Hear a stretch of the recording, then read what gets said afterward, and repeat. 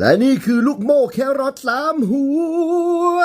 มีกระสุน3 นัดตรงนี้เลยนะครับเวลาเล่นครับเฟี้ยวมากเราดึงข้างหลังนี่ครับแล้วเหนี่ยวไกลไปปุ้งครับมันจะยิงที่ตัวบนสุดนี้นะครับจากนั้นให้เราหมุนข้างหน้านี้กรึบขึ้นมาช่องบนแทนแล้วดึงแล้วก็เหนี่ยวใหม่ได้เลยนี่กรึบนี่นะครับเฟี้ยวสุดๆไปเลยครับลูกโม่แครอท3 หัวสุดติ่งอ่ะโอ้สีเฟี้ยวด้วยอย่างกับปืนอวกาศ